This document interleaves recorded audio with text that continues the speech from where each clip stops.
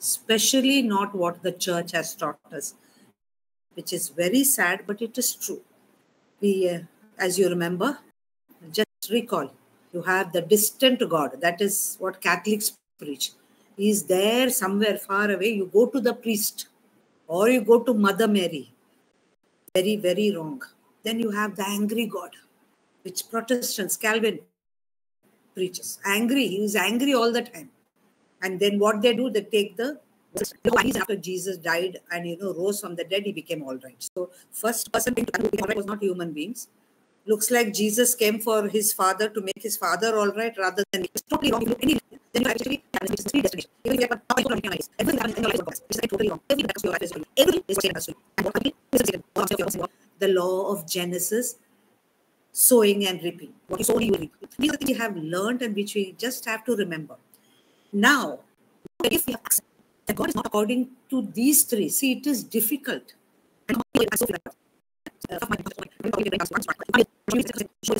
I just asked, I said, did you read the book? No. If you ask a friend who told her, she said somebody else told me. I will read the book, please. This is very important to understand. If you forget, we have reading back again. This is very important. Yeah, so before you start, just this, I want to learn. ప్రభునామంలో విషయాలు మనం నేర్చుకుంటూ వస్తుంటున్నాం. మరి గత వారాల్లో మనం నేర్చుకున్నటువంటి చాలా విషయాలు ఉన్నాయి. ఒక్కసారి మరి క్లుప్తంగా కొన్ని మనం జ్ఞాపకం చేసుకుందాం. మరి చాలా సిద్ధాంతాలు ఇవి దేవుని నుండి వచ్చినవి కాదు, కానీ మానవులు పెట్టినటువంటి సిద్ధాంతాలను మరి నేటి క్రైస్తవులు పాటిస్తున్నట్లుగా మనం చూస్తూ ఉంటున్నాం. అయితే దానిలో మరి 3 విధానాలు మనం చూసామండి. మొట్టమొదటిగా దేవుడు మరి చాలా దూరంలో ఉంటాడు, మరి ఆయన పిలిస్తే పలుకుతాడో లేదో, లేక మనం ప్రార్థన చేస్తే వింటాడో లేదో అని, ఆయన ఎంతో దూరంలో ఉండే దేవుడు, మనకు అందుబాటులో ఉండడు అనేటటువంటి విషయాలు, అనేటటువంటి సిద్ధాంతాలు తీసుకొచ్చిన వారు చాలా మంది ఉన్నారు. మరి క్యాథలికిజం లో కూడా చాలా మంది ఇలా మరి దేవుడు దూరంలో ఉన్నాడు కాబట్టి మరి మీరు దైవజనుడి దగ్గరికి ప్రీస్ట్ ద్వారా మీరు వెళ్ళాలి, లేకుంటే మదర్ మేరీ ద్వారా, మరి మరియమ్మ తల్లి ద్వారా మీరు వెళ్ళాలి, ఎందుకంటే దేవుడు చాలా దూరంలో ఉన్నాడు కాబట్టి వీరి ద్వారానే మనం వెళ్ళవచ్చు అన్నటువంటి మరి కొన్ని విషయాలను తీసుకొచ్చిన వారు ఉన్నారు. అది మనం నేర్చుకున్నాం. రెండవదిగా ఇంకొక ఆలోచన ఉంది మనుషుల్లో, ఏంటి అని అంటే దేవుడు చాలా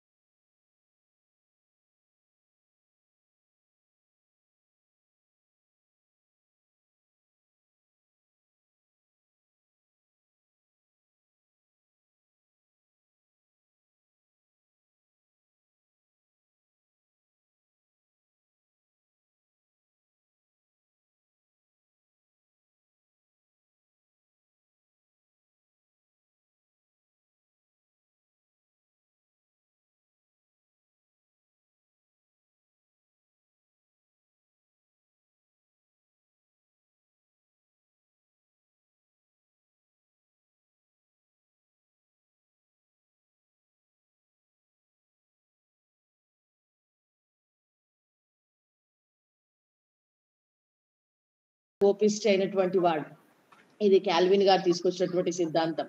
ఆయన చెప్పినటువంటి మాటలు ఏంటంటే, మరి పాత నిబంధన గ్రంథం ద్వారా ఆయన నిరూపిస్తున్నటువంటి విషయాలు ఏంటంటే, దేవుడు చాలా మరి కోపగించుకునే దేవుడు. ఆయన ఎప్పుడు కోపగించుకుంటాడు.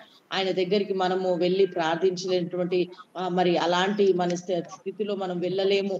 ఆయన కోపంలో ఉంటాడు ప్రతి క్షణము కూడా మరి అన్న రీతుల్లో మరి అలా దేవుని యొక్క ముఖ చిత్రాన్ని, దేవుని యొక్క స్వభావాన్ని అలా చూపించినట్లుగా మనం చూస్తూ ఉంటున్నాం.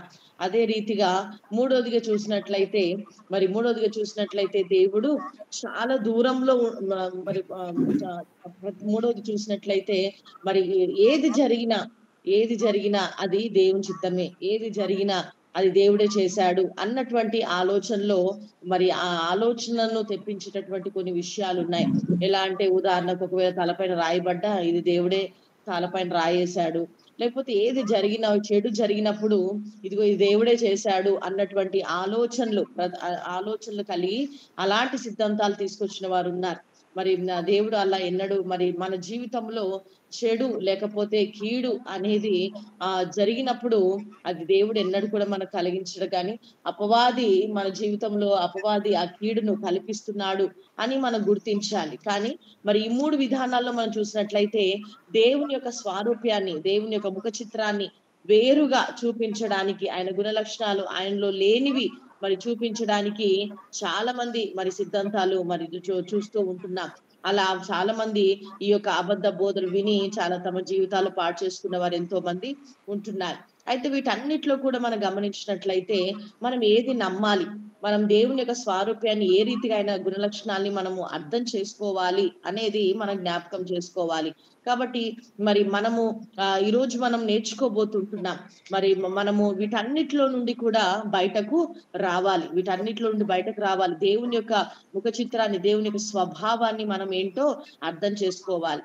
మరి పెంతెకోస్తు బ్యాక్గ్రౌండ్ కొంతమందిని మెడగా చూసినప్పుడు వారు మాట్లాడుతున్నట్టు విధానం ఏంటి అని అంటే, వారు ఎప్పుడు కూడా చాలా ఇదిగో మాట్లాడితే భాషల్లే మాట్లాడాలి, లేకుంటే మామూలుగా మాట్లాడకూడదు, లేక ఈ పుస్తకాలు చదవద్దు, ఆ పుస్తకాలు చదవద్దు, ఇలా ఉండొద్దు, అలా ఉండొద్దు అని ఇలా మరి కండిషన్లు పెడుతూ అలా మాట్లాడేవారు ఉంటున్నారు. మరి మేడం గారికి తెలిసినటువంటి స్నేహితురాలు మరి ఈ బుక్ మీరు చదవద్దు అన్నదంట. మరి ఎందుకమ్మా ఈ బుక్ చదవకూడదు అని అంటే, ఏమో నాకైతే నువ్వు చదివావా ఆ పుస్తకం అని అంటే, లేదు మరి నేనైతే చదవలేదు కానీ నా స్నేహితురాలు చదవద్దు అన్నది, అందుకని నేను చదవట్లేదు అన్నదంట. ఇప్పుడు ఒకవేళ ఆ స్నేహితురాలను అడిగితే ఆమె ఏం చెప్పిద్ది, నాకెవరో చెప్పారు చదవద్దని, అందుకే నేను చదవలేదు అంటారు.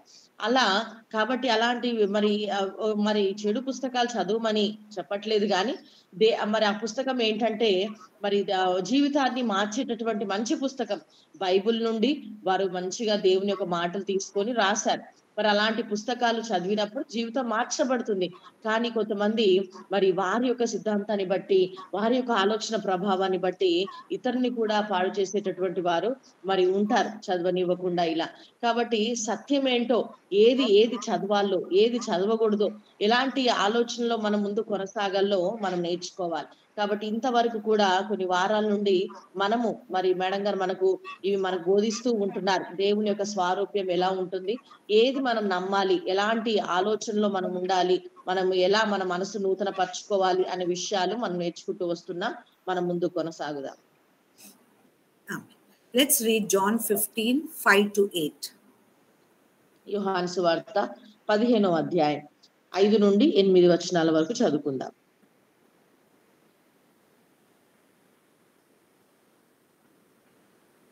చదవండి. యోహాను సువార్త 15:5 నుండి 8 వరకు.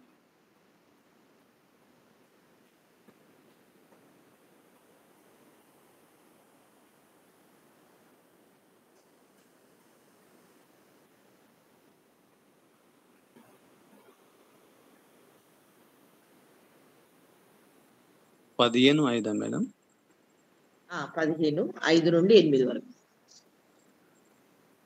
నేను ద్రాక్షావల్లిని, మీరు తీగలు. మీరు ఎవరైనా నాయందు నిలిచి ఉండునో, నేను ఎవరి అందు నిలిచి ఉండునో వాడు బహుగా ఫలించును. నాకు వేరుగా ఉండి మీరేమీ చేయలేరు. ఎవడైనా నాయందు నిలిచి ఉండని ఎడల వాడు తీగ వలె బయట పారవేయబడును, ఎండిపోవును. మనుషులు అట్టి వాటిని పోగు చేసి అగ్నిలో పారవేయును, అవి కాలిపోవును. నా యందు మీరును, మీ యందు నేనును, ఆ మాటలు నిలిచి ఉండే ఎడల మీకేది ఇష్టమో అడుగురి, అది మీకు అనుగ్రహింపబడును. మీరు బహుగా ఫలించుట వలన నా తండ్రి మహిమపరచబడును. ఇందువలన మీరు నా శిష్యులు అగుదురు. Yes. చాలా John 16:23. John 16:23, 24. యోహాను సువార్త 16వ అధ్యాయము 23, 24 వచనం చదువుదాం.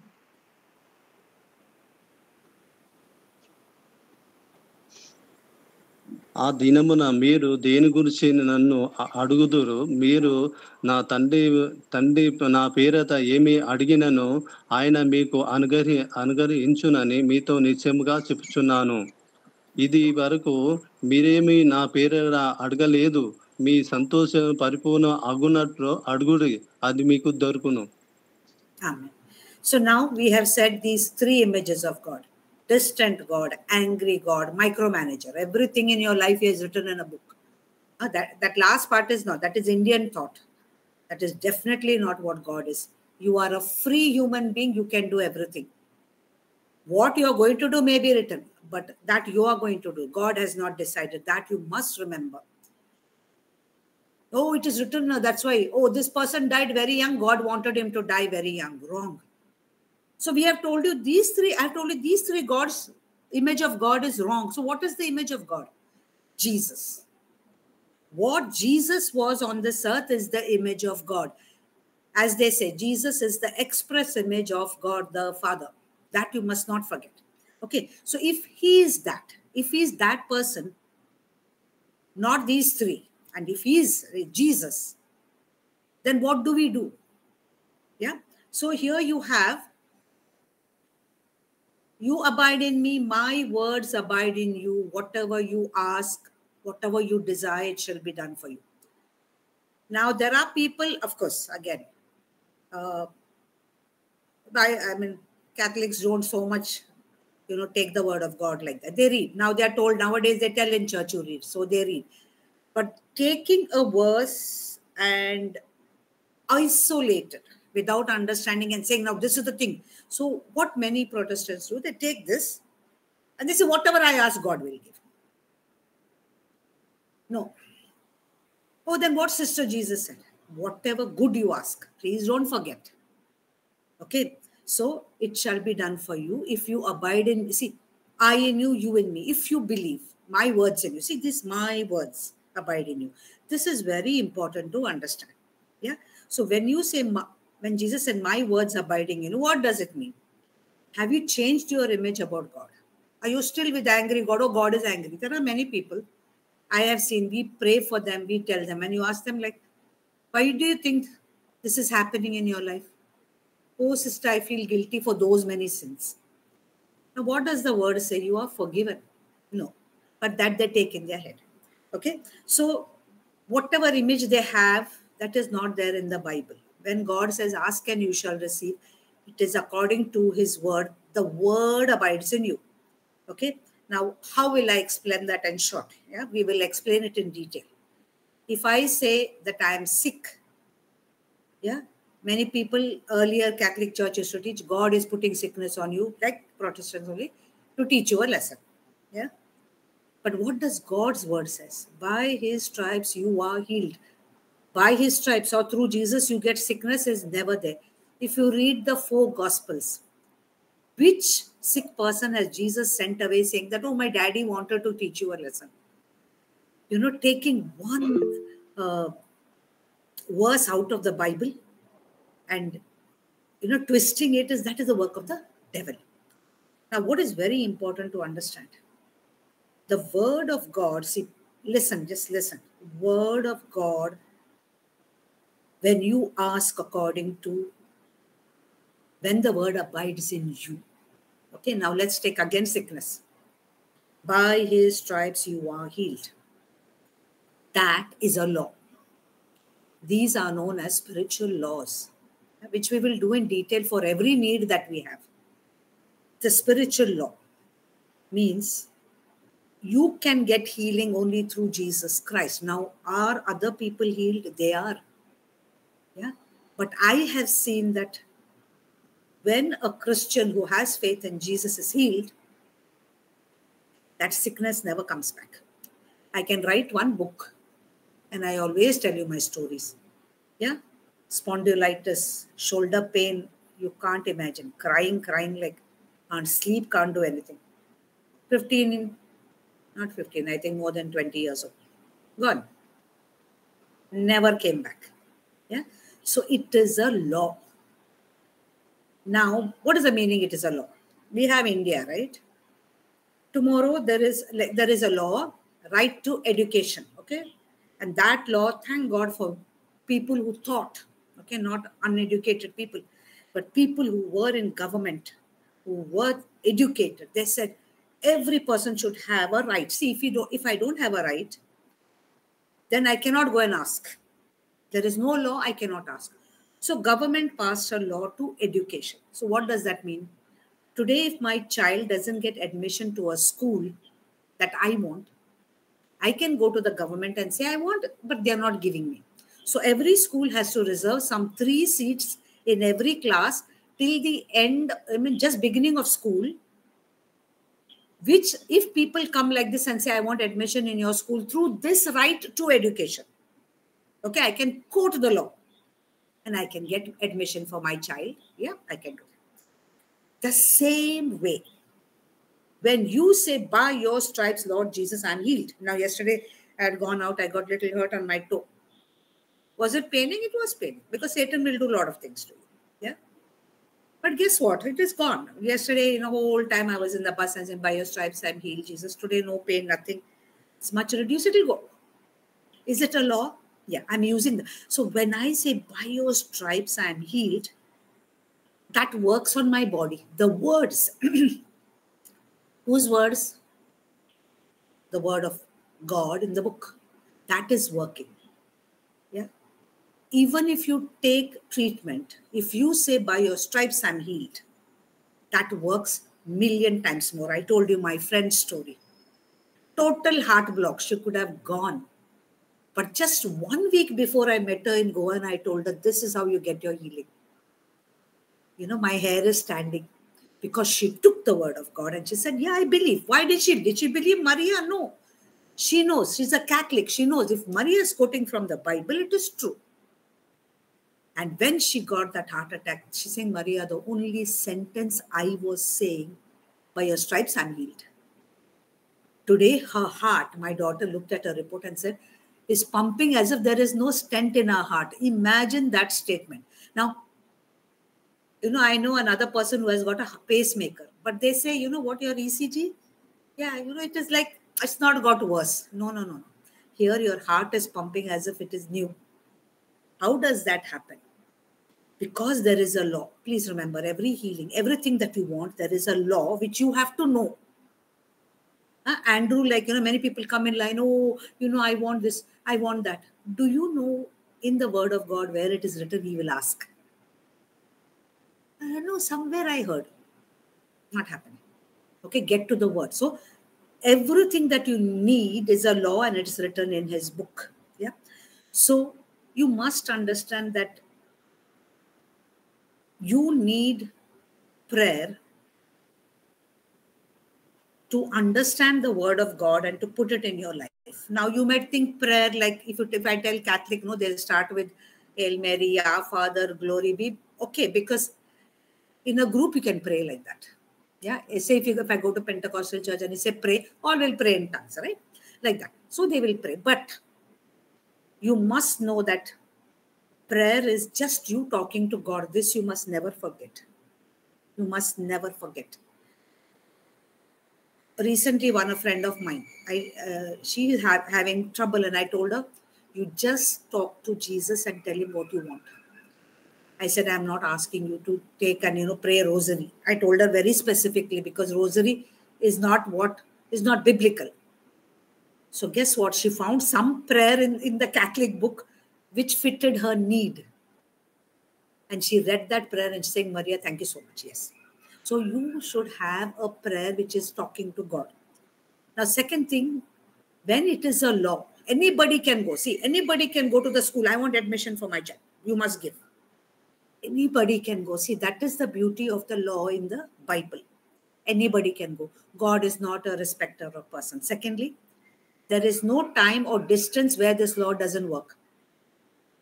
When I heard about my friend's heart attack, I was praying. She's in Mumbai, I'm here. My aunts are abroad. So many people call, when we pray, they are far away, but it works. There is no time, there is no distance where the spiritual law doesn't work. It works all over the world. Now, the third thing is very important for you to remember. The world needs you to pray.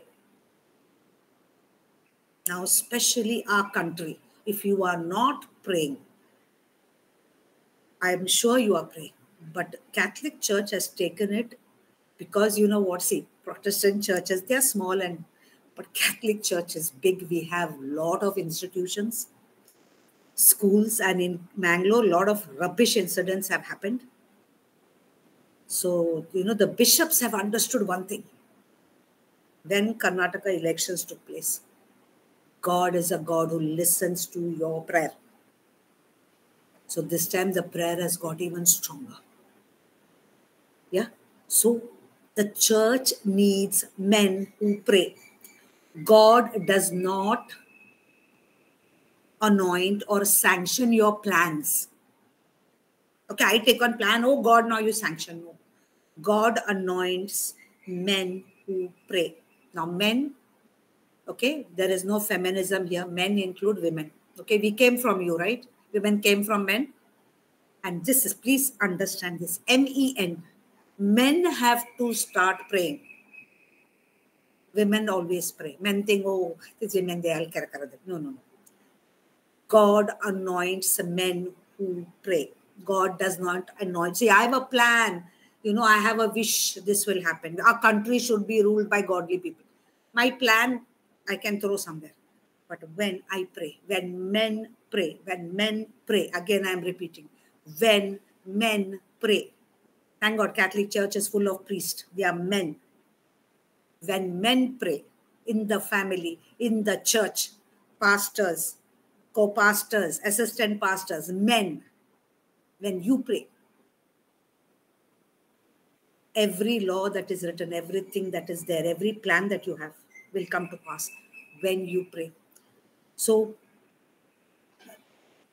every time you confess His word, when you abide in Him, that is sound. You are made of sound. Light be. When He created man also, He breathed life. He's literal, scientists say every cell of our body, if you cut, you have atoms, you have molecules, when you go to the last part of it is known as God particle. That is a sound.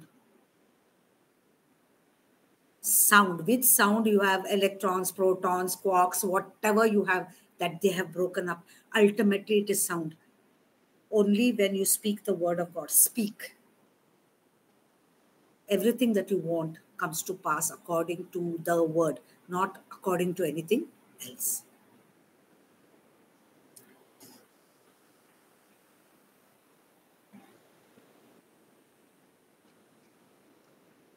మనము ఇందాక నేర్చుకున్న రీతిగా మరి ఈ రీతిగా దేవుని యొక్క మరి స్వభావాన్ని మరి ఇందాక మనం విన్నాం కదండి, చాలా దూరంగా ఉంటాడు దేవుడు, ఆయన ప్రార్థన వింటాడో లేదో అని ఆలోచించేవారు, లేక మరి దేవుడు చాలా కోపిష్టి అని, లేక మన జీవితంలో జరిగేది ప్రతిది కూడా మరి ముందుగానే మరి లిఖించబడ్డాయి, అంతా కూడా మరి మనదేమీ లేదు, అంతా మరి దేవుని పైనే ఆధారపడింది, ఆయన చిత్తములో మరి ఏది జరిగినా కానీ మరి అది కీడు జరిగినా దేవుడే చేశాడు అనేటటువంటి ఆలోచన విధానం అనేది నేటి దినాల్లో ఉంటుంది. అయితే మనం గమనించినట్లయితే ఇక ఇందాక మనం యోహాను సువార్త 15వ అధ్యాయం 5 నుండి 8 వచనాల వరకు మనం చదువుకున్నాం. ఇదిగో మరి నా యందు ఎవడు నా యందు నిలిచి ఉండునో, నేను ఎవని యందు నిలిచి ఉండునో వాడు బహుగా ఫలించును అని మాట మనం చూస్తూ ఉంటున్నాం. అంతేకాకుండా మీరు నా యందు నిలిచి ఉండిన ఎడల మీకు ఏది ఇష్టమో అడుగుడి అనేటటువంటి మాటను కూడా 7వ వచనంలో మనం చూస్తూ ఉంటున్నాం. నా యందు మీ మాటలు, నా యందు మరి మీరు మీ యందు నా మాటలు నిలిచి ఉన్న ఎడల మీకు ఏది ఇష్టమో అడుగుడి, అప్పుడు అది మీకు అనుగ్రహించబడును అని దేవుని వాక్యం సెలవిస్తుంది. అలా మనం దేవుని యొక్క వాక్యాన్ని మనం చదివినప్పుడు మరి ఆ దేవుని యొక్క వాక్యాన్ని మనం తీసుకోవాలి. మనం చాలాసార్లు మనం అడగాలి. అయితే చాలాసార్లు మనం దేవుడు వేటి కొరకు జవాబిస్తాడు అంటే ఏ ప్రార్థన వింటాడు, మరి ఏవి అడిగితే మనకు జవాబు దొరుకుతుంది అన్న ప్రశ్న మనకు కలిగినప్పుడు, మరి ఏదైతే మంచిది మనం అడుగుతామో ఖచ్చితంగా దేవుని నుండి మన జవాబు పొందుకుంటాం. మనం ఇష్టానుసారంగా కాకుండా ఏదైతే మంచిదో, చెడు కాదండి, ఏదైతే మంచిదో మనం అడిగినప్పుడు ఖచ్చితంగా అది మనం పొందుకుంటాం. అందుకని దేవుని వాక్య ప్రకారంగా మనము అడగాలి. మరి దేవుడు మీకు ఏది ఇష్టమో అడుగుడి, నా యందు నీ మాటలు నిలిచి ఉన్న ఎడల అంటున్నాడు. కాబట్టి ఆ మాటలను మనం గమనించాలి. దేవుని యొక్క మాటలు మన హృదయంలో, ఆ మాటలు ఎప్పుడైతే, ఆ వాక్యం ఎప్పుడైతే మనలో నిలిచి ఉంటుందో అప్పుడే మనం చేసే ప్రార్థన, మనం అడిగే ప్రతిదీ కూడా మనము పొందుకుంటాం అనేది మనం గుర్తుంచుకోవాలి. చాలా సార్లు కొద్దిమంది చేసేటటువంటి పని ఏంటంటే, ఆ బైబిల్ గ్రంథం నుండి ఒక్క మాట తీసుకుంటారు. ఒక మాట తీసుకొని ఆ మాటను వారికి ఇష్టానుసారంగా బోధిస్తూ ఉంటారు, లేక వారికి ఇష్టమైనటువంటి అర్థంలో చెప్తూ ఉంటారు. అది ఎన్నడూ కూడా అలా చేయకూడదు. బైబిల్ గ్రంథంలో ప్రతి ఒక్క మాటను కూడా మనం చదవాలి. మరి ఎక్కడెక్కడ ఏది ఉందో దాని అర్థం ఏంటో మనము ఆత్మ అనుసారంగా మనం దానిని అర్థం చేసుకోవాలి. కానీ ఒక్క మాటను తీసుకొని మనం ఎప్పుడు కూడా మరి బోధించడానికి ప్రయత్నం చేయకూడదు. మరి దేవుని యొక్క వాక్యం సెలవిస్తుంది, ఇదిగో మరి ఆయన పొందిన దెబ్బల చేత మేము స్వస్థత పొందుకొని ఉన్నాము అని దేవుని యొక్క వాక్యం సెలవిస్తుంది. దేవుని మాట మనలో నిలిచి ఉండడం అంటే అర్థం ఏంటంటే, ఏదైతే దేవుడు మాట్లాడాడో వచనంలో, వాక్యంలో, ఆ మాటను మనము విశ్వసించాలి. ఆ మాటను మనం ఎక్కడుందో చూసుకోవాలి, స్వీకరించాలి. ఆ బైబిల్లో ఉన్నటువంటి ఆ మాటను మనము పూర్తిగా విశ్వసించినప్పుడు, ఉదాహరణకు ఒకవేళ అనారోగ్యమే మనం తీసుకుందాం, ఒకవేళ ఏదైనా బలహీనత వచ్చిందనుకోండి, అలా బలహీనత, అనారోగ్యం ఉందనుకోండి, వెంటనే మనము దేవుని యొక్క వాక్యాన్ని గుర్తు చేసుకోవాలి, విశ్వసించాలి. ఆయన పొందిన దెబ్బల చేత నేను స్వస్థత పొందుకొని ఉన్నాను అని దేవుని యొక్క మాటను మనము గుర్తు చేసుకోవాలి, విశ్వసించాలి.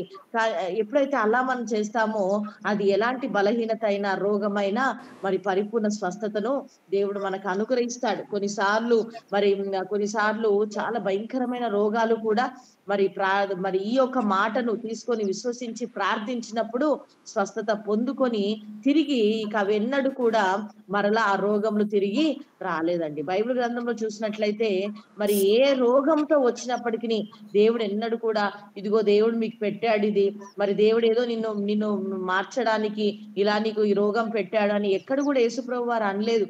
ఏ రోగంతో వచ్చినా, ఎలాంటి బలహీనతతో వచ్చినా వారందరినీ కూడా స్వస్థపరచడానికి ప్రభు ఇష్టపడ్డట్టుగా మనం చూస్తున్నాం. మరి ఎలాంటి రోగంతో వచ్చిన వారిని స్వస్థపరిచి ఆరోగ్యాన్ని వారికి అనుగ్రహించాడు.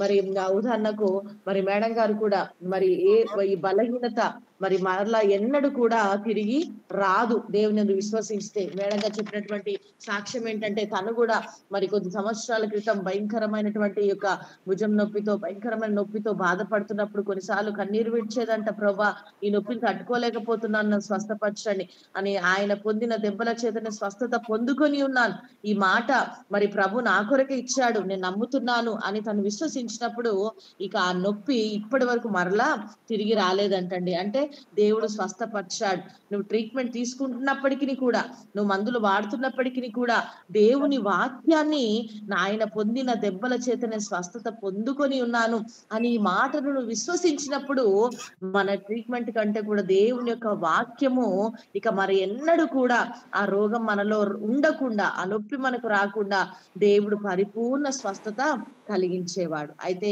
కొన్నిసార్లు ఈ యొక్క వాక్యం ఎలా ఉంటుందంటే, ఇది ఒక ఆజ్ఞగా, ఇది ఒక లాగా, ఆజ్ఞగా మరి ఇది రాయబడింది. అసలు ఆజ్ఞ అంటే ఏంటి మరి అని మనం ఆలోచించినట్లయితే, ఒక నిబంధన ఏంటి అని ఆలోచించినట్లయితే, ఉదాహరణకు చూడండి, గవర్నమెంట్ వారు, ప్రభుత్వం వారు కొన్ని విధులు నిర్వహిస్తూ ఉంటారు, కొన్ని ఆజ్ఞలు, షరతులు పెడుతూ ఉంటారు, కొన్ని రాస్తూ ఉంటారు, ఇలా జరగాలి అని కొన్ని లా మనకు ఇస్తూ ఉంటారు.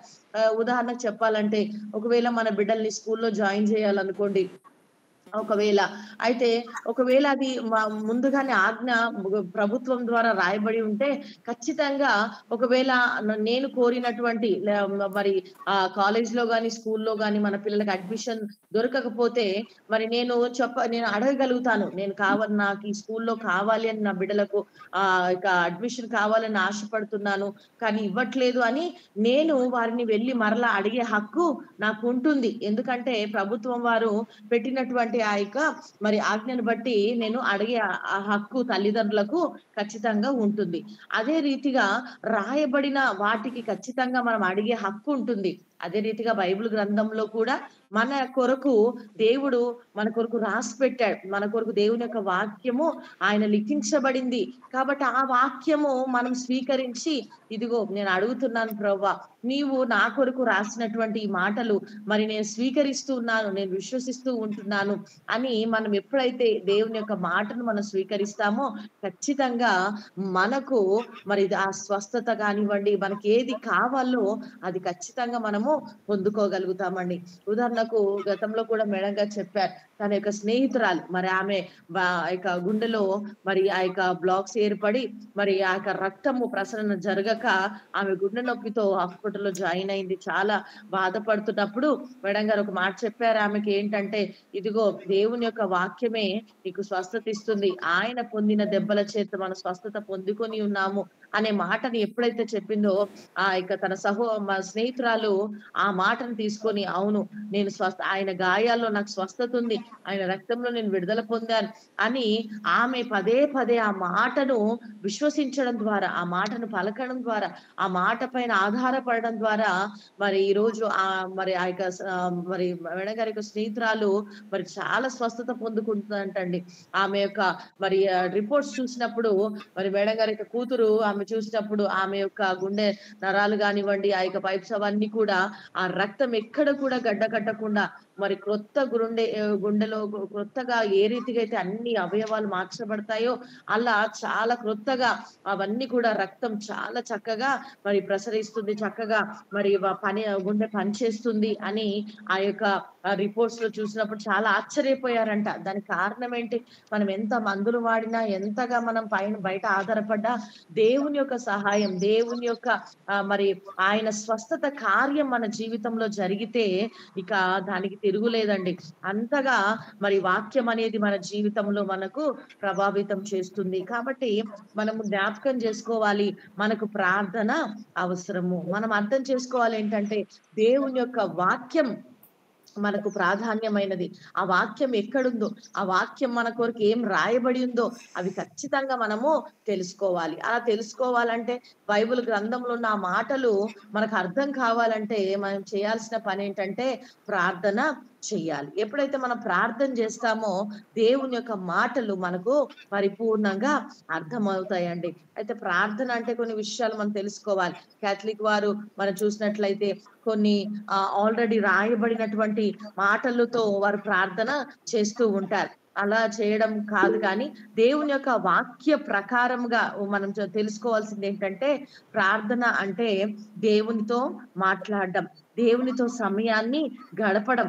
ప్రార్థన అన్నప్పుడు మరి కొన్ని విషయాలను మనకి ఏది కావాలో అది దేవునితో చక్కగా మన హృదయంలో ఉన్న మాటలన్నీ కూడా ఆయనతో చెప్పడం అనేది మనము గుర్తించుకోవాలి. మరి మొట్టమొదటిగా మనం నేర్చుకోవాల్సిన విషయం ఏంటంటే దేవుని దగ్గరకు ఎవరైనా వెళ్ళొచ్చు, అది మనం గుర్తుంచుకోవాలి. మనం దేవుని దగ్గరకు ఎవరైనా వెళ్ళొచ్చు, ఎవరైనా దేవుణ్ణి ఆశ్రయించవచ్చు, ఎవరైనా ప్రార్థించవచ్చు. దానికి నియమ నిబంధనలు ఏమి కూడా లేవు అని మనం గుర్తుంచుకోవాలి. రెండవది ఏంటంటే ప్రార్థన అనేది అన్ని చోట్ల పనిచేస్తుందండి.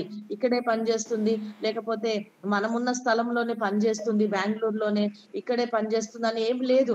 దేవుడు ప్రతి చోట్ల ప్రార్థన పనిచేస్తుంది. ఉదాహరణకు చెప్పాలంటే మేడం గారు బెంగళూరులో ఉన్నారు, తన యొక్క స్నేహితురాలు బాంబేలో ఉంది. అయితే ఇక్కడ నుంచి తన యొక్క స్నేహితురాలు యొక్క ఆ గుండె నొప్పి పోవాలి అని ప్రార్థన చేసినప్పుడు దేవుడు మరి అక్కడ బాంబేలో ఉన్నటువంటి ఆ సహోదరి కూడా స్వస్థత ఇచ్చాడు. అంటే దాని యొక్క అర్థం ఏంటి అని అంటే ప్రార్థన ఏ పరిస్థితిలో అయినా పనిచేస్తుంది, ప్రార్థన ఎంత దూరంలో ఉన్న పని చేస్తుంది అని మనము గుర్తుంచుకోవాలి.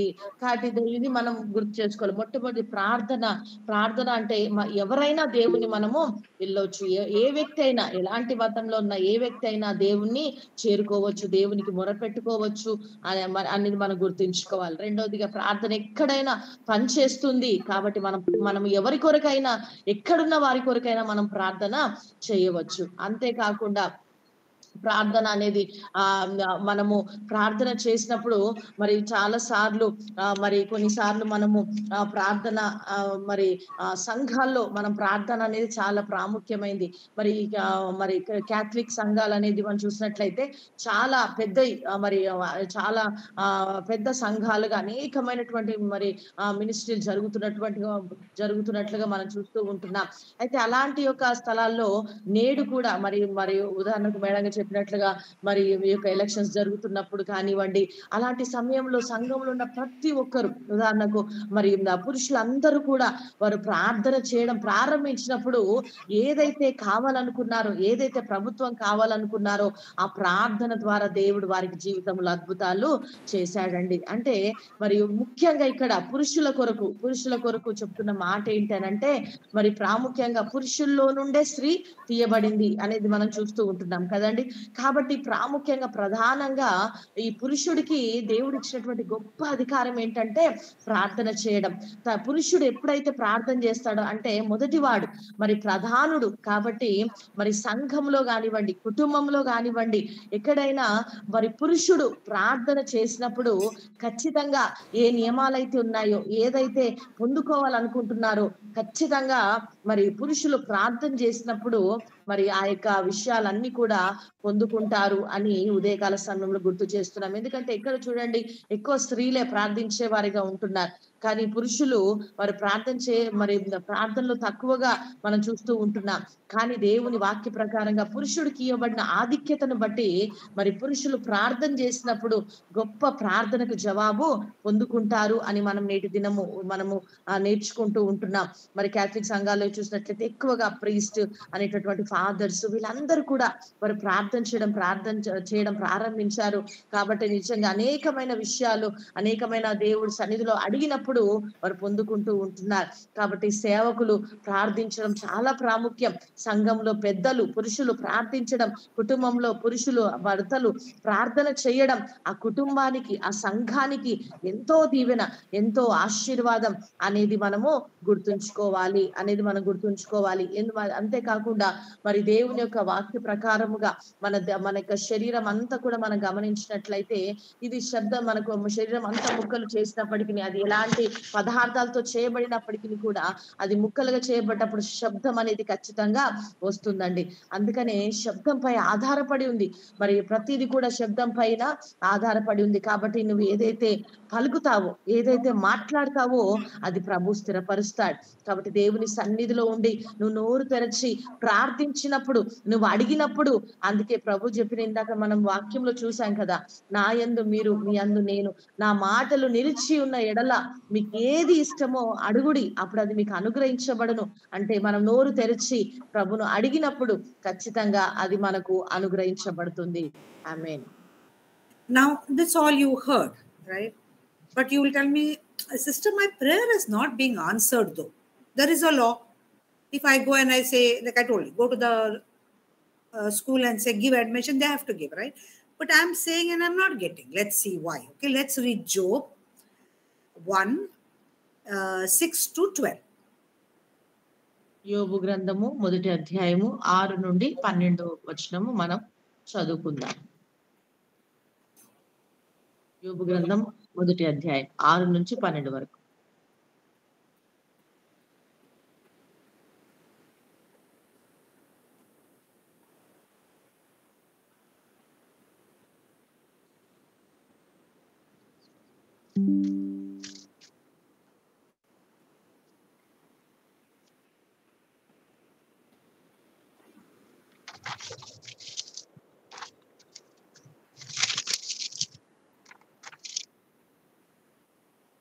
యోబు గ్రంథం 1వ అధ్యాయం 6 నుంచి 12 వరకు మనం చూద్దాం. దేవదూతలు యెహోవా సన్నిధి నిలుచుటకై వచ్చిన దినం ఒకటి తటస్థించెను. ఆ దినమున అపవాది యగువాడు వారితో కలిసి వచ్చెను. యెహోవా నీవు ఎక్కడి నుండి వచ్చితివని వానిని అడగగా, అపవాది భూమి మీద ఇటు అటు తిరుగులాడుచు అందులో సంచరించుచు వచ్చితినని యెహోవాకు ప్రత్యుత్తరం ఇచ్చెను. అందుకు యెహోవా, నీవు నా సేవకుడైన యోబు సంగతి ఆలోచించితివా? అతడు యథార్థవంతుడును న్యాయవంతుడనై దేవుని యందు భయభక్తులు కలిగి చెడుతనమును విసర్జించిన వాడు. భూమి మీద అతని వంటి వాడెవడునో లేడు అని అడగగా, అపవాది యోబు ఊరికయే దేవుని యందు భయభక్తులు కలిగిన వాడాయన. నీవు అతనికిని అతని ఇంటి వారికిని అతనికిని కలిగిన సమస్తమునకును చుట్టూ కంచె వేసితివి గదా. నీవు అతనికి చేతి పనిని దీవించుచుండుట చేత అతని ఆస్తి దేశములో బహుగా విస్తరించి ఉన్నది.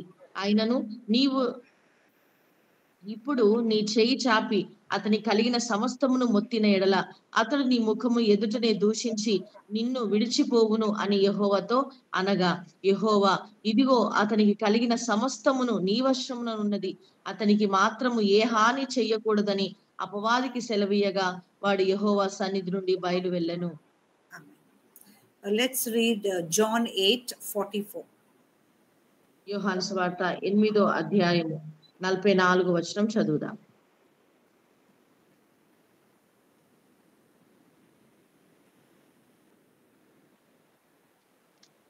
యోహాను సువార్త 8వ అధ్యాయము 44వ వచనం.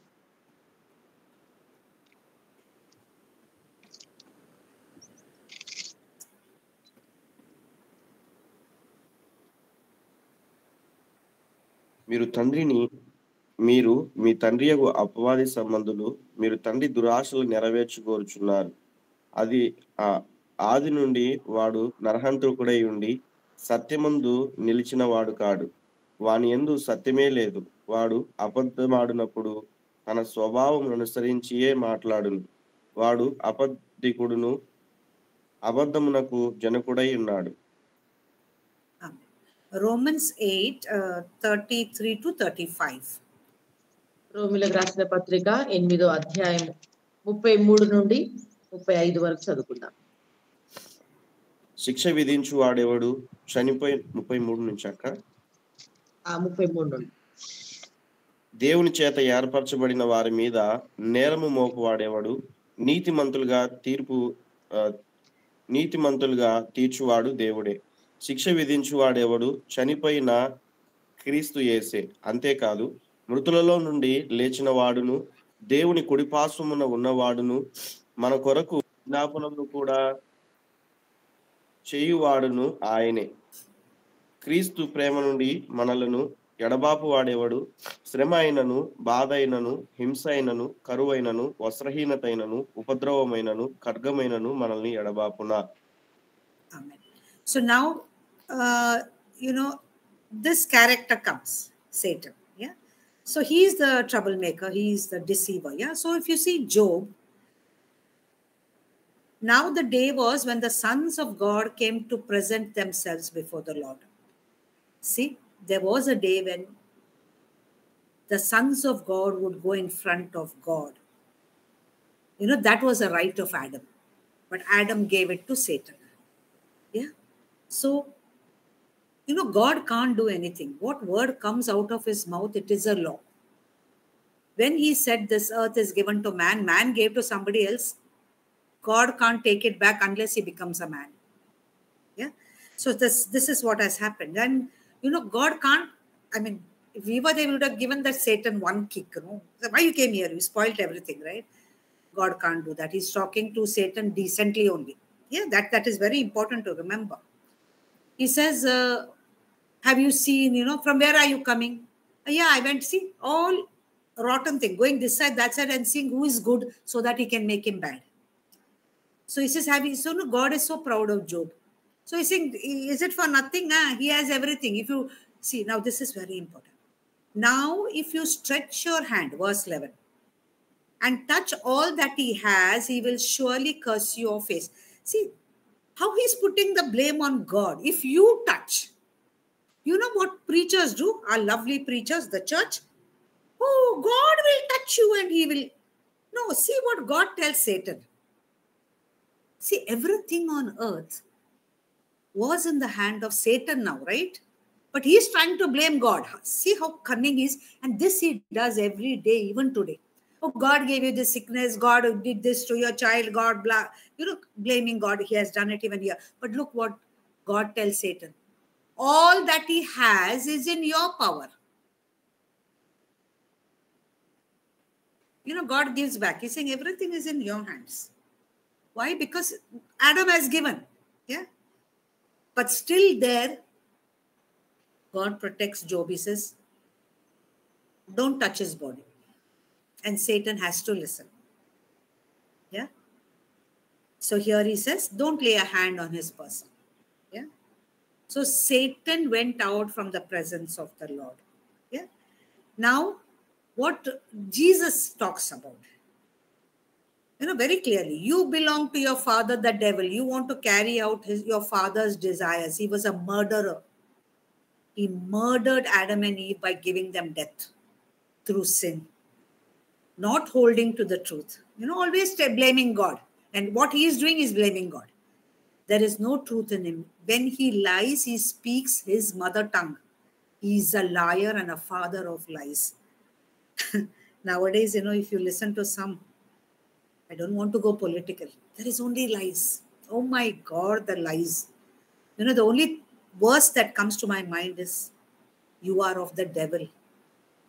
He was a murderer and a liar from the beginning, and you are his children, and you speak that language. That's what comes to my mind. But have things changed for you and me? Absolutely, it has changed. Jesus' birth, death, and resurrection has changed everything for us. How do we know? Romans 8. Who will bring a charge against you? Who can even come? Satan can't come near. Why, he says? Who condemns you? It is Christ who died and furthermore has risen. See, there is no other person, any religion you see, so-called God. Only Jesus Christ died and rose again. Most importantly, like Satan is to go in and out of heaven and have fun, making you cry, there is no entry board there for him. There is a Hindi song, no entry. That song is played whenever he comes near heaven. He can't go there. He has fallen. Yeah. So no entry board is there. Who is sitting on our behalf? Jesus, who became man, got the right back. And he is seated at the right hand of God, who makes intercession for us. Now, Satan doesn't go on behalf of sons of God. Who goes? The Son of Man, the Son of God only goes on our behalf. And Paul is so convinced. What does he say? Who can separate us from the love of God? He doesn't say, okay, he says, okay, condemn. He talks about judgment and condemnation, but that's all in your head. I told you, Colossians, if you read Colossians, because of your head that belong to Satan, like Satan, you are enmity against God. He says, who can separate us from the love of God? Romans 8 and 12, really you have to read very thoroughly if you are a Christian. Read it, digest it. Yeah. Shall tribulation, distress, persecution, famine, nakedness, peril, or sword separate you from the love of God? Nothing can. Okay, so what is important to understand here? Cheating, telling you lies. Oh my God. Okay. From, what to say, beginning of time. He told Eva, nothing will happen to you. Who told you will die? God wants to just, not make you God. So, don't be like him. So, if you eat the fruit, you'll become like him only. We see some things we just need not know. Now, if there are drugs, if you tell me, I will never want to know what it is, the feeling after taking drugs. Why? Because it is not meant for good. Why will I taste it? I will not. Yeah. So deception or cheating is the only thing that Satan does. Yeah. And if you do not believe totally in the word of God, you're still on his side. You remember renewing your mind, one whole series I did for nearly 3 to 4 months. Very important, that mind which is enmity against God, you got to change. because you're no longer with Satan. You are a child of God. Now, when you say that Jesus is seated at heavenly places, means man, means you. He lives in you. He's seated in heavenly places, means you are seated with him in heavenly places. When you are walking on the earth here, he is walking in you. He is walking through you. You know, it is not just written in the, oh, nice story. No, no, no, no, no. Therefore, when we pray, people are healed. Why? Because he is in us, and when we pray, he works through us. You know, recently we had so many good reports about healing. When we prayed, you know, in a group, and I mean in a prayer session, when we prayed for so many people, somebody wanted a job, somebody wanted to be healed, somebody wanted this. When we prayed, everything got answered. Why? Because he is in us, he is interceding for us. Now he is seated in heavenly places, right at the right hand of the Father. See, Satan had to come and go back, but he is seated at the right hand, with us, in us, through us. So we are also seated there. So you must understand this, that Satan is a deceiver. The only way he can put you in bondage is by cheating you. And how he does that is quoting scripture, which I'm sure many of you have heard in the church. Okay, it is scripture is like, you know, my favorite preacher, Paul Washer, says, don't twist scripture like Satan. Thou shall, he quotes it like a commandment. He said, thou shall not twist scripture like Satan, he will say. Taking one sentence out and hitting people. That is, I tell you, the biggest sin that any preacher can do. Without the Holy Spirit, you're preaching this to hurt people. So if that is what even Paul says, if you're preaching and you're a teacher, you better be careful, he says. Yeah. So remember, if you are quoting scripture, not with the Holy Spirit, you're putting people in bondage. Don't do this, don't do that, don't read this book, don't do that. This friend of mine whom I was talking to you about, suddenly, you know, after she started reading this book, after she, you know, listened to Pastor Jesudian about freedom, because even Pastor Jesudian was a Pentecostal. But when he came to know about these three images of God are wrong, yeah, Trinitarianism, it is known as Trinitarianism. Father, Son, and Holy Spirit loving one another. When he understood that and he started preaching, this friend of mine suddenly, you know, she left Pentecostalism. Now she is dancing for God. And her pastor will call and tell her, you know what? Only prostitutes dance. How wicked can you be? You know, our great, loving, handsome King David. You know, Michal came and told him, how you're dancing? He said, I will dance more undignified than this for my God. You know how it is easy to twist scripture and put people in bondage? Woe to you. She says, I don't care. She said, I said, you know what? Is this Pentecostal preacher even reading the Bible? You will turn my mourning into dancing. He didn't say into singing. You know, some preachers can be really from bloody hell. You know, hell. Don't dance, don't do this, don't do that, don't do that. Just to control you. Today you must see the way she dances. And she's putting it on YouTube. But, oh, people can't stand her. Oh, she's dancing. Yeah. David danced. The book of God says, you will turn my mourning into singing, into laughing, no, into dancing. I told her, you don't worry. It is between you and Jesus. And, you know, she puts full up to here, slacks, everything with all ornaments like a Bharatnatyam dancer. She dances. And she's a choreographer. Beautifully she dances. She dances so beautifully that other religion people are putting hate mail for us. How dare you dance like us?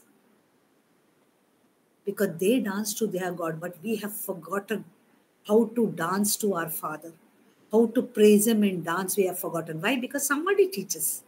Wickedness from Satan has not gone off. Don't think. You will find it mostly in the church. Put white and come. Really? When the breastplate of the priest of God was full of colors and full of jewelry, who don't put jewelry? Yeah, you can't afford to put for your wife, no, please keep quiet. God will give her. Stop preaching nonsense. You know, Jesus, Mark 7:13. Don't forget that verse. You have made my word of no power with your church traditions, which you tell people to do. Yeah. So remember, Satan is no longer there. Whatever the church teaches you, if it does not fall in the purview of the word of God, leave it. It takes courage. You know, imagine some pastor telling you, oh, you're like a prostitute because you dance. How hurtful it is, no? But that lady is not bothered. She said, Maria, I'm free today.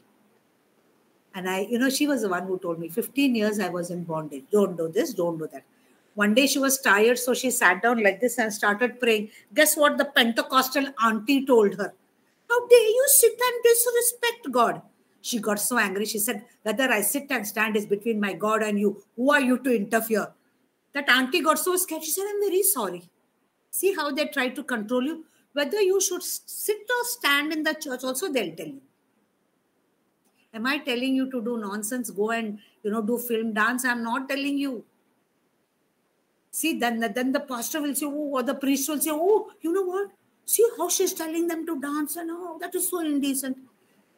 See, don't twist what I'm saying also, don't twist. You really want to dance? Dance. Dance decently for God, because God is only decent. Yeah. You should see the dance of this girl. Oh my God. And she says, Maria, I'm happy. Because she's a choreographer. She has done choreography even in IIT Kharagpur.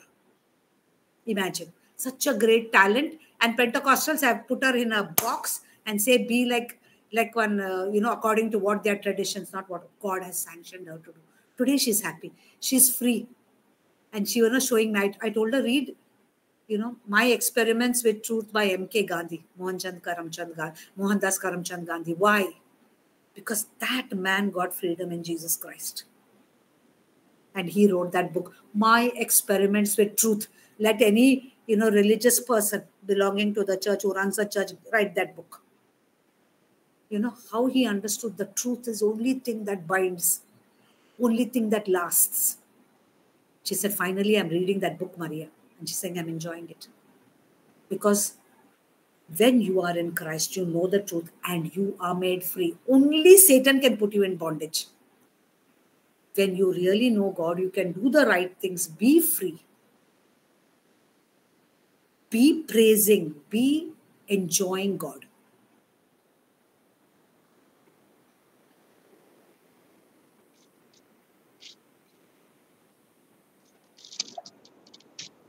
మనం యోబు గ్రంథంలో మనం చదువుకున్నటువంటి రీతిగా మనం చూసినట్లయితే ఇక్కడ కొన్ని మాటలు మనం చూస్తున్నాం. దేవదూతలు అని మన కింద ఫుట్ నోట్ లో చూస్తే దైవ కుమారులు అనేటటువంటి మాట కూడా మనకు రాయబడి ఉందండి.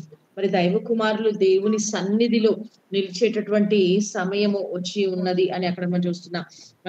దేవుని సన్నిధి నిలుచుటకై వచ్చిన దినం ఒకటి తటస్థించెను. ఆ దినమున అపవాది యొగువాడు వారితో కలిసి వచ్చెను. అక్కడ మనం గమనించినట్లయితే దేవుడు అక్కడ మరి దైవ కుమారులతో కూడా మరి దేవుని సన్నిధిలో ఉండేటటువంటి ఆ సమయంలో అక్కడ అడుగుతూ ఉంటున్నాడు. దేవుడు అడుగుతున్నాడు, నువ్వు ఎక్కడి నుండి వచ్చినావు అని అడిగినప్పుడు అపవాది ఏమంటాడు, భూమి మీద ఇటు అటు తిరుగుచు సంచరించుచు మరి వచ్చాను అని చెప్తున్నాడు. గమనించాలి ఇక్కడ మనము. మరి అపవాది ఎప్పుడు కూడా మనం గమనించినట్లయితే అపవాది ఎప్పుడు కూడా మరి భూమి పైన ఎవరైతే నీతిమంతులుగా మరి చక్కగా మంచిగా జీవిస్తున్నారో వారి జీవితాలను మరి నా దేవునికి దూరం చేయాలని మరి వాడు ఇటు అటు తిరుగుతూ అలాంటి ఒక ఆలోచన కలిగినటువంటి వాడుగా అపవాది ఉంటున్నాడు. ఎందుకంటే అపవాది అన్నప్పుడు మనం గుర్తించుకోవాలి, ఎప్పుడు కూడా మన జీవితంలో ఒక సమస్యను తీసుకురావాలనే అపవాది చూస్తూ ఉంటాడు. అది మనం ఎప్పుడు కూడా గుర్తుంచుకోవాలి.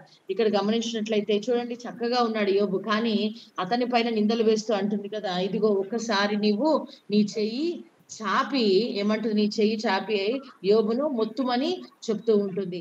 ఇక్కడ అపవాది వేస్తున్నటువంటి మరి చూసినట్లయితే అపవాది ఎంతగానో మరి దేవుణ్ణి ఇక్కడ చెడుగా చిత్రీకరించడానికి ప్రయత్నిస్తూ చూస్తున్నాడు. నీ చెయ్యి చాపి మొత్తం అంటుంది. అంటే ఆ యొక్క లోకంలో ఉన్నటువంటి ఆ యొక్క అధికారం అంతా కూడా అపవాది కైవసం చేసుకున్నాడు. మనకు తెలుసు, ప్రారంభంలోనే ఆదాముకి ఇవ్వబడినటువంటి అధికారము అపవాది కుయుక్తిగా అధికారాన్ని లోకాన్ని తన కైవసం చేసుకున్నట్లుగా మనం చూస్తూ ఉంటున్నాం.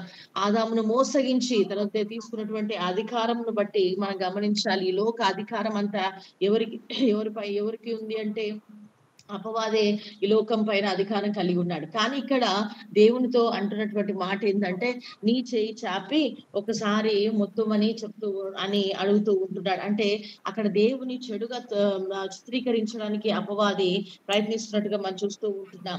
అది మనం గుర్తుంచుకోవాలి.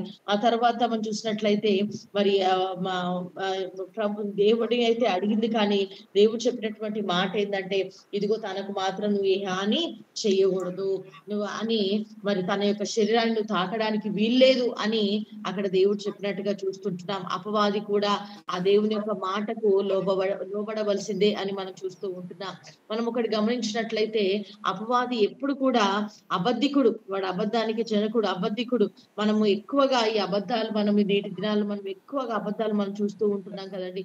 మరి రాజకీయ నాయకులు చూసినట్లయితే అన్ని కూడా మరి అబద్ధ వాగ్దానాలు చేస్తుంటారు, అబద్ధ మాటలే మనం చూస్తూ ఉంటున్నాం.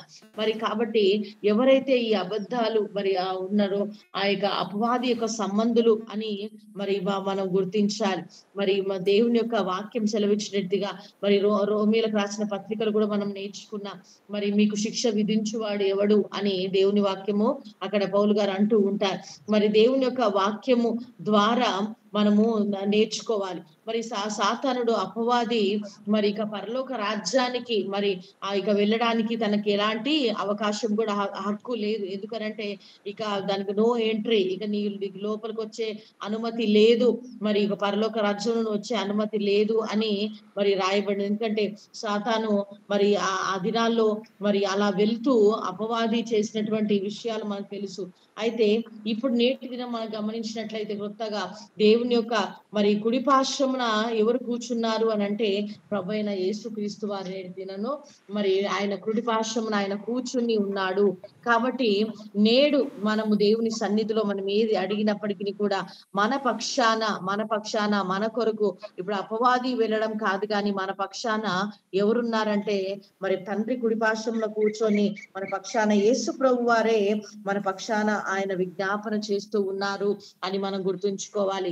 కాబట్టి అపవాది వెళ్ళే అవకాశం లేకుండా మన ప్రభువైన యేసుక్రీస్తు వారే మన కొరకు ఆయన మరి నిలబడినట్లుగా మనం చూస్తూ ఉంటున్నాం. రోమా 8:12 మనం గమనించినట్లయితే మరి 12 మనం గమనించినట్లయితే మరి ఏది కూడా ఆయన ప్రేమ నుండి మనను ఎడబాపలేదు. అది కరువైన, ఖడ్గమైన, హింస అయినా, అది ఏదైనా దేవుని యొక్క ప్రేమ నుండి మనని ఏది కూడా ఎడబాపలేదు. ఇదిగో అపవాది ఎన్ని కుయుక్తులు చేసిన, అపవాది ఎంతగా మరి దేవుని నుండి దూరం చేయాలని చూసినప్పటికీ కూడా మనం ఏది కూడా ఆయన ప్రేమ నుండి ఎడబాపలేదు అని మనము గుర్తుంచుకోవాలి. కాబట్టి మరి దేవునికి విరోధంగా ఉన్నటువంటి మనసును మనము తొలగించుకోవాలి.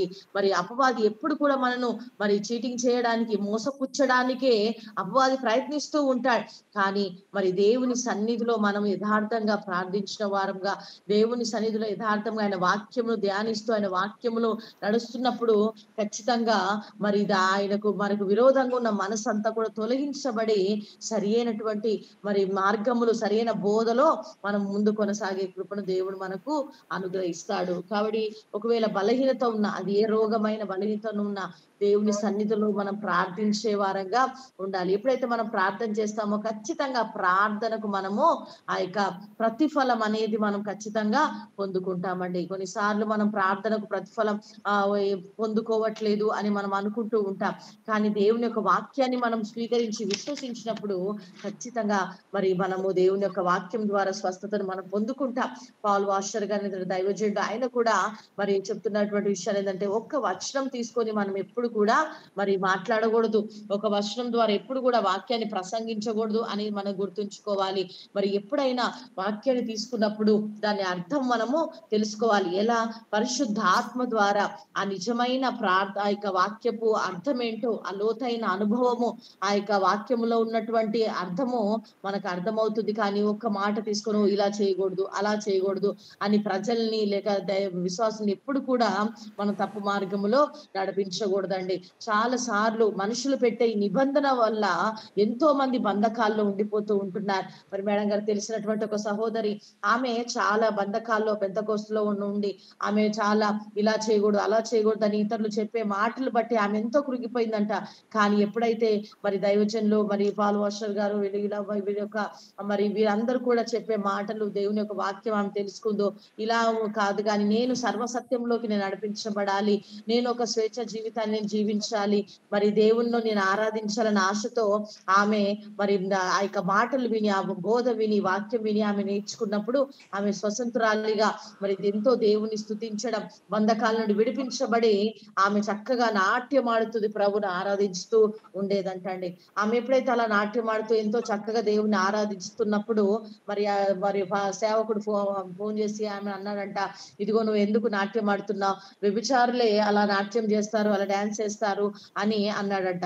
అయితే ఆమె అలాంటి యొక్క మాటలకు కూడా ఆమె ఏమి తను స్వీకరించకుండా, ఇదిగో మరి దావీదుగా మరి నాట్యం ఆడి స్తుతించినప్పుడు చాలా మంది ఓ ఏంటి అలా నాట్యం ఆడుతున్నారని ఎగతాళి చేస్తూ ఉంటారు. కానీ దావీదు గారిని మనం గమనించినట్లయితే బైబిల్ గ్రంథంలో ఆయన నాట్యం ఆడుతూ దేవుణ్ణి ఆరాధించాడు, పరవశమైపోయాడు, దేవుని సన్నిధిని ఆయన అనుభవించినట్లుగా మనం చూస్తూ ఉంటున్నాం. కాబట్టి మరి దేవుని వాక్యం కూడా సెలవిస్తుంది కదా, మరి నా వేదనను నా బాధను దేవుడు తొలగించి నాట్యముగా మార్చాడు అని దేవుని వాక్యము సెలవిస్తుంది. కాబట్టి మనం గుర్తుంచుకోవాలి, దేవుని ఆరాధించడానికి మనము మరి కట్టుబాట్లు, నియమ నిబంధనలు అట్లాంటి ఏమి కూడా మనం పెట్టుకోకూడదు. మన ఆత్మలో మనము ఆనందించగలగాలి. మనం దేవుని స్తుతి ఎలా మనము ఆత్మ నడిపింపులో అలా మనం దేవుని స్తుతించగలిగేటటువంటి అనుభవంలోకి రావాలండి. కానీ చాలా మంది ఇలా చేయొద్దు అలా చేయొద్దు అని అలా బోధిస్తూ చాలా మందిని మరి దేవునికి సత్యమైన ఆరాధన చేయకుండా, మరి దేవునికి సన్నిహితంగా ఉండకుండా బంధకాల్లో చాలా మంది ఉంచేస్తూ ఉన్నారు. కానీ ఆ సహోదరు అర్థం చేసుకొని ఆమె చాలా మంచి మరి నాట్యం నేర్పించేటటువంటి మంచి కొరియోగ్రఫీ చేసేటటువంటి మరి మంచి ఒక తలాంతులు కలిగినటువంటి స్త్రీ. అయితే ఆమె మరి దేవుని సన్నిధిలో అలా మరి ఆరాధిస్తూ నాట్యమాడుతూ ప్రభును గణపరుస్తూ చెప్పిందంట, ఇదిగో మరియా నేను ఇప్పుడు నేను విడుదలను పొందుకున్నాను, ఎంతో మంది చెప్పినటువంటి మాటల ద్వారా అబద్ధ విషయాల వల్ల నా జీవితంలో నేను దేవుని దగ్గర అవ్వలేకపోయాను, కానీ నేటి దినంలో నేను దేవుని ఎంతగానో స్తుతిస్తున్నాను అని మరి ఆమె మేడం గారితో చెప్పడం అనేది జరిగిందంట. కాబట్టి ప్రతి దేవుని సన్నిధిలో మరి మందిరం అనేది మరి దేవునికి ప్రజలను దూరం చేయడం కాదు, కానీ ప్రజలను దేవుని వైపు త్రిప్పగలగాలి. మరి వారికి సరి అయినటువంటి మార్గంలో నేటి దినాల్లో అయితే మరి కేవలం మీరు తెల్ల వస్త్రాలే ధరించాలి, లేక మీరు మరి మందిరంలో ఒక ఆవిడ ప్రార్థన చేస్తుంటే ఆమె అందంట, ఇంకొక ఆవిడ అందంట, ఎలా ఎందుకు ప్రార్థన మరి నిలబడి ప్రార్థన చేయడం ఏంటి, లేకపోతే పండుకొని ప్రార్థన చేయడం ఏంటి, కూర్చొని ప్రార్థన చేయడం ఏంటి, ఇలా చెయ్యొద్దు అలా చెయ్యొద్దు అని అలా నియమ నిబంధనలు పెడుతున్నారు.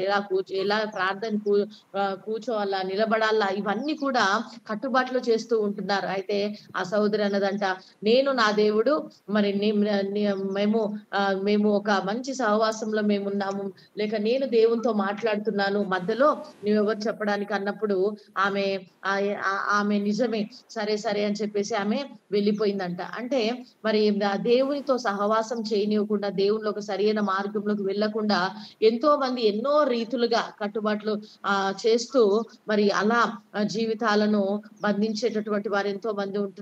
అయితే ఆ సహోదరి మరి చక్కగా మరి దేవుని యొక్క విషయాలను తెలుసుకొని ఇప్పుడు ఒక స్వేచ్ఛ జీవితాన్ని జీవిస్తూ ఆమె సరైన మార్గంలో ప్రభును ఎంతగానో సంతోషిస్తూ ఆరాధిస్తూ ఉందంట. కాబట్టి మనం గమనించాలి, మరి లోకంలో మనుషులు పెట్టే పద్ధతులు కాదు, కానీ నిజంగా మన దేవునితో ఆ సహవాసాన్ని మనం పెంచుకోవాలి, దేవునితో మనం ముచ్చటించాలి, దేవునితో మాట్లాడాలి. మరి పూర్తిగా మరి పద్ధతులను పాటిస్తూ ఏదో భక్తి చేయడం కాదు, కానీ నిజమైన సహవాసం, నిజమైన దేవునితో ఉన్న ప్రేమ, ఆ సత్సంబంధము అనేది మనము దేవునితో ఆ ఎక్స్పీరియన్స్ లోకి, మనము ఆ ప్రభావంలోకి, మరి అనుభవంలోకి మనము రావాలి అని నేటి దినం మనము నేర్చుకుంటూ ఉంటున్నాం. కాబట్టి కాబట్టి దేవుని వాక్యంలో ఉన్న సత్యాన్ని మనం గ్రహించినప్పుడు, వాక్యంను మనం నేర్చుకున్నప్పుడు, వాక్యం మన హృదయంలో ఉన్నప్పుడు ఏది మంచిది ఏది చెడ్డది అని మనకు అర్థమవుతుందండి. కానీ మనుషులు చెప్పు ఇలా ఉండకూడదు, ఇలా నాట్యం ఆడితే నువ్వు విచరించినట్లు, ఇదిగో నువ్వు బంగారం వేసుకుని పాపం చేసినట్లు అని ఇవన్నీ కూడా మరి వ్యతిరేకమైనటువంటి బోధలు మనము నేర్చుకోవడం కాదు. కానీ ఏదైతే సత్యమో వాక్యానుసారంగా మనము వాటిలో మనం ముందుకు నేర్చుకొని మరి దైవికంగా వాక్యానుసారంగా మనం వెళ్ళడం అనేది మన చాలా ప్రాముఖ్యమైంది. ఆమేన్. Amen. Let's read 1 Peter 1:23. పేతురు రాసిన మొదటి పత్రిక మొదటి అధ్యాయము 20 మేడం 23. 23వ వచనం. పేతురు రాసిన మొదటి పత్రిక మొదటి అధ్యాయం 23వ వచనం.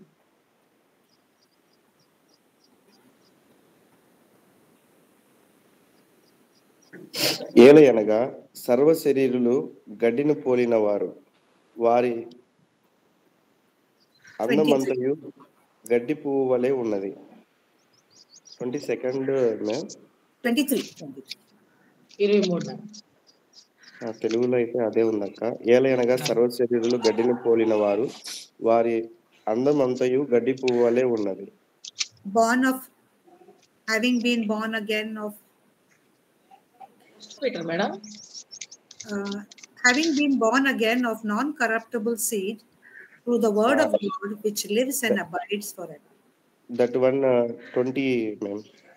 Okay. From 19 to have in that word ma'am. అమూల్యమైన రక్తము చేత అనగా నిర్దోషమును నిష్కలంకమునగు గొర్రెపిల్ల వంటి క్రీస్తు రక్తము చేత విమోచింపబడితిరని మీరు ఎరుగుదురు కదా.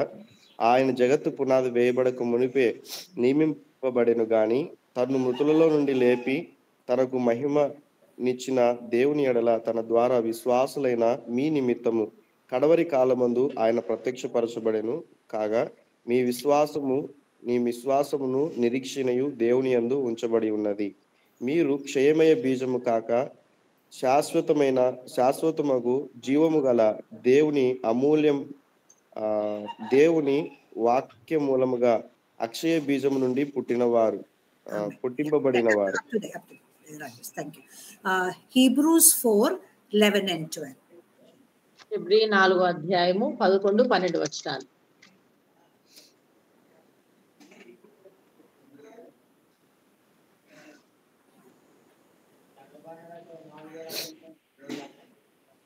అక్కడ 11-12.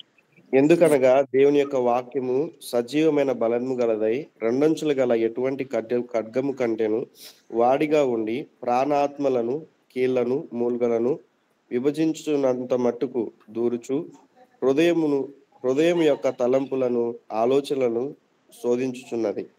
మరియు ఆయన దృష్టికి కనబడని సృష్టము ఏదియూ లేదు. మనం ఎవరికి లెక్క చెప్పవలసి ఉన్నదో ఆ దేవుని కన్నులకు సమస్తమును మరుగులేక తేటగా ఉన్నది. 1 Thessalonians 5:14-22. మొదటి తెస్సలోనిక 5వ అధ్యాయము 14 నుండి 22 వరకు. సహోదరులారా, మేము మీకు బోధించినది ఏమనగా అక్రమంగా నడుచుకుని వారికి విడిచిపెట్టుడి, ధైర్యము చెడిన వారికి ధైర్యపరచుడి, బలహీనులకు ఊతనీయుడి, అందరి ఎడల దీర్ఘశాంతము గలవారై ఉండుడి. ఎవడును కీడునకు ప్రతి కీడు ఎవనికైనా చేయకుండా చూచుకొనుడి. మీరు ఒకని ఎడల ఒకడు మనుషులందరి ఎడలను ఎల్లప్పుడూ మేలైన దానిని అనుసరించి నడుచుకొనుడి. ఎల్లప్పుడూ సంతోషముగా ఉండుడి, ఎడతెగక ప్రార్థన చేయుడి, ప్రతి విషయం నందును కృతజ్ఞతాస్తులు చెల్లించుడి. ఇలాగు చేయుట యేసు క్రీస్తునందు మీ విషయములలో దేవుని చిత్తము. ఆత్మను ఆర్పకుడి, ప్రవచించుటను నిర్లక్ష్యము చేయకుడి, సమస్తమును పరీక్షించి మేలైన దానిని చేపట్టుడి, ప్రతి విధమైన కీడునకు దూరముగా ఉండుడి. So now this is in short what we have to do. Now we have learned all this thing, yeah? That God is not like this, Satan is doing this. Now what have you to do? Yeah, that is very simply told.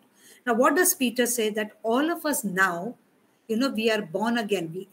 According to what Calvin says and Protestants say, that when you start believing or you say that Jesus is God, you're born again. No, nothing you do, nothing you say can make you born again.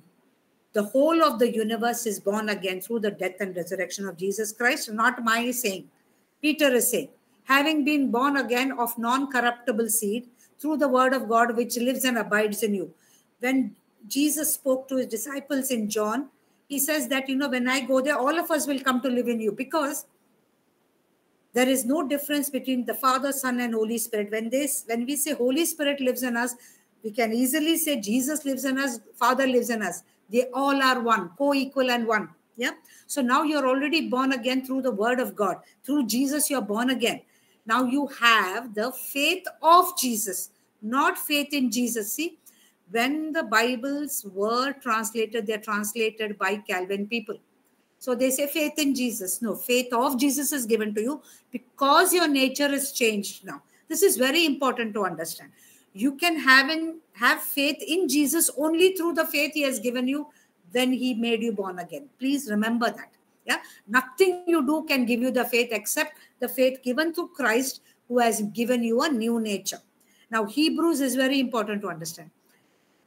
Let us therefore be, 11, verse 11, let us therefore be diligent to enter that rest. Hebrews keeps saying that, Joshua took you and they took you to the promised land, but he couldn't give you rest. Rest is only when you have the nature of God, which now is the nature God through born again spirit. Yeah, that you can enter into rest. What is the meaning of enter into rest? Means believing the word of God. By his stripes you're healed. And then you said, who knows, who cares? That's exactly what I did. When Andrew taught me, I said, in the name of Jesus, pain, get out of my neck. I didn't even know it was spondylitis. Now I know. I said, this I know I dislocated, but I just said, in the name of Jesus, go. I don't know, after 4 days, I was so busy in office. After 4 days, I'm saying, where is my pain? I'm sleeping like a baby. Why? I entered into rest because I believed the word of God that Andrew taught. Why? Because he's a great man of God. See, when we speak with testimony, now Paul says, I will never preach anything that I don't have a testimony. The same thing with Andrew. He says that one day he had so much cold, but he made up his mind, no tablet. He says for 24 hours, the nose was running like this. He had to keep a pillow, and that was the last day he was ever sick. He says some 45 years now. The same thing. This one, I took all my tablets and threw in the dustbin. Even one Crocin I have not taken so far. I don't want to take. Yeah, I don't want. I have learned now and I don't want that to happen. Yeah, once I had a stomach upset and I took tablet, but I said no. After that, no. Never. By his stripes I'm healed means by his stripes I'm healed. That's all. So that is the rest. Now, is it bad to take tablet? No. The other day my daughter had cold and she's saying, Ma, I'm standing on the word and I'm still feeling sick. I said, go to the doctor. You are healed not because of antibiotic. You are healed because of his stripes. She's perfectly all right. In 2 days, she was all right. Now, is it wrong? No. But when you take the tablets, also say, if you are not able to stand on the word of God and you're not getting healed, there will be a time when you believe it will come to pass. Yeah. See? Yeah. So what is important? The word of God. Are you confessing it? It says that it can cut through anything, whatever you have. Your soul and spirit means if you have emotional disturbance also. You're depressed, you're this, you're that. World tells you so many things. No. The solution for everything is the word of God. It is like a two-edged sword. So it is very important to remember. Discerning the thoughts and intents of the heart. Every issue that you have, heart issue, body issue, everything, the solution is there in the word of God. But you have to rest. You have to believe and say, who knows, who cares? I don't care. The word says this, it will happen. Yeah. Next, Thessalonians, what does Paul tell us? He tells us that, word of God is true. What are the things you need to do? See, God's word is there, but God is not anyone who rides your will. You have to align your will with the will of God. That is your free will, which you have to align. So some people, especially in America, says, oh, if we have to align our will, then we don't have free will. See, when God is asking you to align your will to his will is for goodness. You can align. See, God has given you freedom. Align with devil also. He will not, say, now align with me only. He will not say like that. You still have a choice. But he's saying, when I have to give you blessings, this is what you have to do. Because this is goodness. We all hate when evil people have money, they have good health. For some time they'll have. Then they'll go to hell only. On this earth only you will see. I have seen in my life, in my 60 years, I have seen people who enjoyed doing all the wrong thing with money. Today they are nowhere. Money they have, they still have, but nobody cares for them. They are nowhere. Yeah. So don't think that, because they have money, they have. No. But there are some things, if you align your will with the Father, some things will happen. What are those things? Warn those who are unruly, those who are rebellious, who speak nonsense. Yeah. Comfort the faint-hearted. Yeah. If you are strong in the Lord, comfort the faint-hearted. Yeah. Uphold the weak. Be patient with all. See that no one renders evil for evil. This is important. What seed are you sowing? See, when Paul spoke through the Holy Spirit, he said, don't give evil for evil. See, they are planting seeds of evil, right? If you're going to give back evil to them, you're also planting evil and you will get back only evil. See, it is not, Paul is not telling you to be goody-goody. Don't you ever think that, oh God, Paul is telling you be weak. If somebody hits you, Jesus said, show the other cheek. You're going to say, even if you hit me, I am not going to hit you back because I don't want to sow the seed what you are sowing. So my tree is going to bear good fruit. When you forgive, other people will forgive you. God has already forgiven. Yeah. No one renders evil for evil. Pursue what is good for both, for you and for others. Only search and try and follow good things. See, again, there is the seed problem there. You're doing bad things. You're planting bad things. How can good things come from that tree? You tell me. Law of Genesis. When I learned that law, my teacher, Barry Bennett, taught, oh my God, my life changed. Otherwise, I was thinking, I have to be good and I have to, forgive people. Sometimes you don't feel like forgiving them. You feel like giving them one back. Yeah, because you're getting so angry with the nonsense they're doing. No. Then I understood, if I do that, I'm planting the wrong seed. Yeah. So, okay, Jane, I'm not going to do what you are doing. And believe me, today, I'm in a very good position. There are only good fruit growing in my tree. So today, when somebody does something, I say, God, I don't care. It is up to you. Yeah. Rejoice always. See, when you are unhappy, you're not giving glory to God. In fact, there is a scripture which I think it is one of the Psalms. When you are unhappy, you're simply cursing God. You're saying that, you didn't give me enough. No, rejoice always, be happy. See, happiness is when something happens, but rejoicing is in your heart. Be happy. Even if you don't, recently in senior citizens group, they had laughing therapy. They said, even if you don't feel like laughing, say, ha, ha, ha, ho, ho, ho, ha, ha, ha, ho, ho, ho. And guess what? Everybody, when we saw somebody's funny face, oh, ho, ho, everybody started laughing. Yeah, find reasons to laugh. Your lungs get filled with good air. Yeah, pray without ceasing. Now, many people, how can I pray? I go to work. See, praying in tongues, even when you're working, you need to do nothing. Your mouth is moving, but your mind can be anywhere. Yeah, yesterday I traveled. I did, I went for a function some days before. From 8:30 to 2:30, I could pray because a bus journey, mass, the celebration, everything took about 6 to 7 hours. I was only praying because I didn't have to do anything. I had to only listen. But 8 hours of tongues, I can feel the effect because every clouding in the mind is gone. So pray without ceasing. In everything, give thanks. Ungrateful people will always suffer. You want to read and understand? Read Romans 1:21 to 30. Read. First, you are ungrateful. Then Satan comes and, tells you to blame God. Then he tells you to be a rebel. Then you have a mind that is really filled with nonsensical thing. Paul says, homosexuality, every evil comes from there. How it starts? Ungratefulness.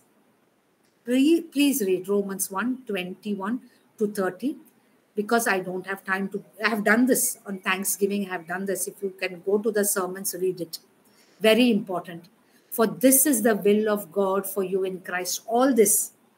That is what you're going to align now, your will with the will of God or will of Christ. That is what is going to happen. Now, next word, don't quench the spirit. Depend on the, what? The church doesn't tell us enough to depend on the Spirit. Even for small things, I tell you, even when I don't find something, I say, Jesus, in your name, please bring it. Guess what? Not even 10 seconds will go, I'll find the thing. Before I prepare a sermon, I say, Lord, today, what do you want me to teach your children? And sometimes I'm shocked. The series about image of God, I was shocked because the book, I went to search for something else actually. I didn't even think about sermon, but I always pray I want to give a sermon that is going to impact people. Otherwise, what's the point in me talking? So Holy Spirit gave me that book. Oh my God. It hit me like a thunderbolt. What I learned is all condensed because he was a pastor who got frustrated. And he's saying, God, why am I not satisfied? And then this whole book he has written. Today he's so free. But all what I have learned, he has condensed in this book. Already somebody has written the book. And that is what I taught to you. So don't quench anything you want. You want a good meal today. Sometimes we feel like eating good things, Jesus, and I've done it. One day I said, God, I want homemade sweets for Diwali, My friends will come and give in the office. I said, God, enough of this outside sweet box I don't want. I want somebody homemade sweets. Next day, early in the morning, my friend came and said, ma'am, don't go home. I bought something for you. And you won't believe, maybe 2 kilos of homemade sweet. And she told me, this is the first Diwali of my sister after she's married. So in this one, we have to send sweets. So we called that Butt Mom, but we called and we made him do all the sweets at home. And I want to give you. I know I have done it before, but I was like so happy. I didn't quench the Spirit. Through the Spirit, I said, I want beautiful sweets. Anything you want. Depend on the Spirit. You're going out, say, Jesus, how do I, make my trip going and coming very successful? He'll tell you how to do things. Write it down. Be open ears to him. Do not despise prophecies. Now, prophecies, unfortunately, the Protestant church has made it, not all, I don't want to blame. Good pastors I have seen and they have changed my life. I don't want, but some are just there to make money and ruin your life. Prophecy has to be given to you first before somebody confirms it. That's why I tell people when, which we are going to learn. Actually, I told you last time prayer book, but if I don't lay the foundation, prayer book becomes like in the air. Hawa Mahal. In the Hawa, there is a Mahal. No, I have to build the foundation. So prophecies, when it comes to you, write in the book. Recently, I told one boy, he's saying, ma'am, you told me so many times, I never listened. But now I'm in trouble. So when you told me, I wrote, and today I understood what you told me I should have done long back. But never mind. What I told you last time, I told him, I said, Jahan se jage, wahi savera. Now he's writing in the prayer book, and God is telling him, Lord, ma'am, God told me to do this. I wrote in the book. I said, very good. Yeah. So do not despise prophecy. Whatever God tells you, write it down. Somebody may confirm it, it's okay. But somebody tells you unusual things, don't believe. They are from the devil. Test all things. Okay, whether it is from you or something. Now, take 10 lakhs loan and start a business. That is not God. Why? Because God says, don't borrow. You can lend. When you lend, don't take back. So give only amount what is affordable, right? If I have 10 lakhs and I'm going to give somebody 10 lakhs, I'm a fool. Because how am I going to live? I can easily give 10,000. Because it doesn't make a difference if I don't get the 10,000 back. Right? Like that it is. So test.